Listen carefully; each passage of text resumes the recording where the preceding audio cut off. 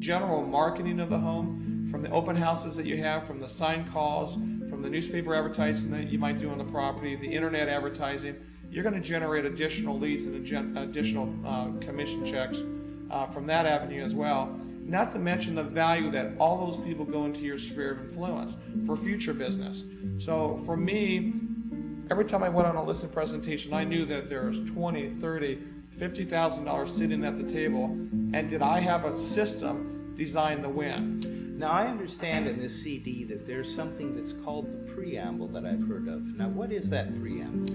Well, the preamble in the CD is basically, it's the very first part of my listing presentation formula. And what that is you can't go into a seller's home and say, Mr. and Mrs. Seller, before we get started, can you tell me what words I have to say, or what's important to you that if I say that I have them, that will guarantee me the listing presentation this evening? They won't do that for you. But the preamble actually sets up my entire presentation. It's the seller giving me all the answers. For example, if I'm walking and taking a tour through your property, I might ask, have you done any home improvements to the property? What's your favorite part of the house? And if they tell me that they've remodeled the kitchen and their backyard where they do a lot of entertainment is a favorite part of their house, I'm registering that information. So when I actually do my presentation and I talk about the internet, I'm going to make sure that I mention their kitchen is going to be on the internet, or that backyard is going to be on the virtual tour. So they're literally giving me all the answers. The preamble also gets them into the rhythm of answering my questions. Because literally what I want to do is, I want to know before I start my presentation, who am I competing against? And you can't just walk up to a seller and say, thanks for having me come over. Besides me, who are you going to interview? And after me, are you going to interview anyone else? They're just not going to answer you. But in the preamble, if I get you into the rhythm of answering all the easy questions, how long have you been here? Have you done any home improvements? What's your favorite part of the house? What methods have you been using to find this home? They're answering. And we've been trained since childhood. When the teacher asks a question, you answer. So subconsciously, we're in that psychological system that when I ask a question, you're going to answer it.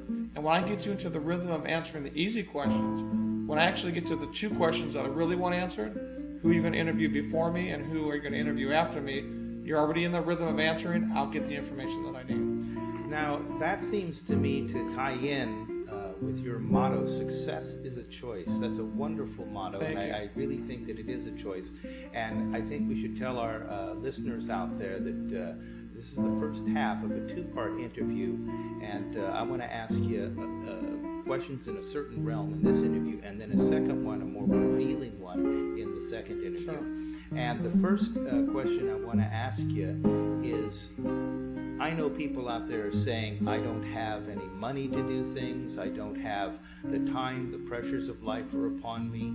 And I think you've said to me, when we've talked in many conversations, I'm proud to say that Brett is a very dear and close friend of mine. You said to me that, it's really a philosophy of life that changes our income levels, and you're not just teaching education in the sense of technical data, you're also teaching people how to think about things in order to garner a successful life. So this beautiful house that we're sitting in here right now that I've stayed at is an incredibly just one of his accomplishments. Most people would try and work a lifetime just to live in a home like this, and this is one of a few homes that Brett has. And so I will ask you something about your philosophy, success is a choice.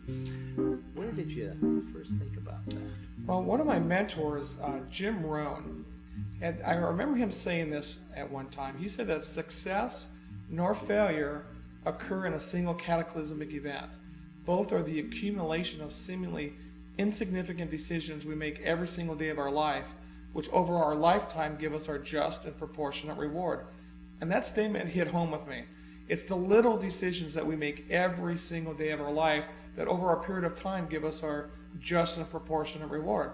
And as I do my seminars and I train and coach agents, I remind them that what do we all do? We set the alarm clock for 7 o'clock, and when the alarm clock goes off, what's the first thing we do? Is we hit the snooze button. And how many times do we hit the snooze button in life? That we'll do something later. Tomorrow's another day. I'll get around to it. And in the game of real estate, it's the same thing. In regards to marketing and farming and door knocking and working your sphere of influence, creating systems, mastering a listing presentation. It's easy to do, but it's also easy not to do. And I found that success is not a destination. Success is not some place that you just arrive at. Success is who you are. And so what, for me is, see, when I was sleeping on the bathroom floor, I was motivated. But guess what? I was not educated in regards to success was. So I had to learn from what successful people did. See, one of the paradoxes is that rich people take advice from rich people, and poor people take advice from salespeople. So we got to be very careful on who we take advice from. Is I can teach you how to make and coach you how to earn $500,000 a year in commission income because I've done it consistently. But the moment you reach $500,000 and say, Brett, I need to earn $750,000, I'm going to have to pass you on to someone else because I haven't done that yet. It's one of my next goals. But I can get you the $500,000 a year with a combination of becoming a professional real estate agent, not only learning the external, the scripts and so forth, but learning the internal. Because in order for us to have more, we need to become more. Does that make sense? Mm-hmm. It sure does, and I think we're going to talk a little bit more about that in Mastering the Listing Presentation, Brett's CD, and we're going to cover some of that in part 2. So for now, we're going to sign off just for a moment and catch us in part 2. Thank you, Brett. Thank you. God bless you.